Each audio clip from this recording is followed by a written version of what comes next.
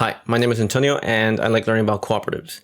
Now, Building Cooperative Power is a book about people building from the ground up cooperatives in the US, specifically in the Connecticut River Valley. Now, the book is really open about the ups and the downs that these people faced, the challenges, how they adapted and changed over time. And it's a great book to learn from. Urban Crowell, the executive director of the Neighboring Food Co-op Association, in the book posed an important question. How do you create financial accounting that looks out for the financial health of the business while also valuing the social impacts that are the core purpose of the co-op? More generally, and this is implying, it's really asking, how do we manage a cooperative as a cooperative and not the usual capitalist business? How do we, for example, evaluate a cooperative finances from the perspective of a cooperative?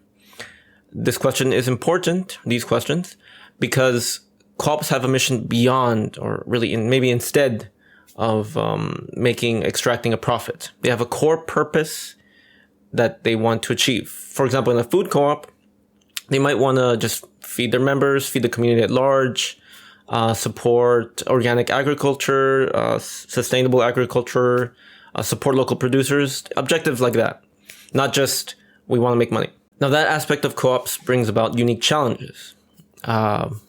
We can make other videos about that. One of the challenges that is not unique is that, like every other business, co-op needs to stay viable. It needs to keep on existing. And to do that, it will need some good management. It'll need to have people allocating resources, allocating people, managing them in a certain way so that the cooperative can continue to exist. Workers on the ground, so to speak, they know more about the business than anyone else, at least the core activity of the business. And workers cooperators, I'd hope and I'd imagine, don't need really micromanagement. But at some point, people resources have to be managed, especially the larger the organization gets, and you're going to need someone who knows what they're doing. The problem comes when you're hiring among those people.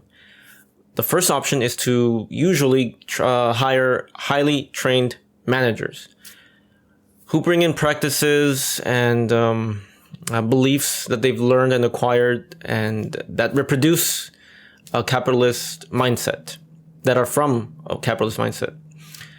And those beliefs, those preconceptions, those assumptions are not concerned with democratic participation. They're not concerned with serving its members.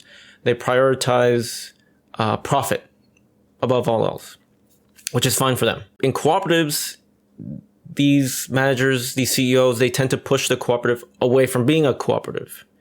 Antagonism between management and the members arises.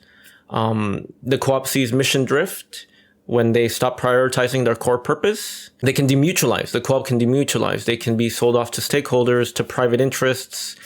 They no longer become cooperatives. They stop being that. They tend towards failure when they're managed by people who are skilled, yes, but don't understand cooperatives. The other option is usually to pick people who are really passionate about cooperatives, who really want to see them succeed, but have no experience, no training in management. Of course, they can learn on the job. It can work out. But when you're trying to start a cooperative, that's already hard enough. And when you're trying to grow, or at least just keep it alive, it's really not ideal. You need someone who preferably has experience management and understands what a cooperative is. So this is where the book shows us two examples of hope, I guess. So the first one is the master's degree in management of cooperatives and credit unions offered by St. Mary's University in Nova Scotia. Now, this is a 3-year part-time program.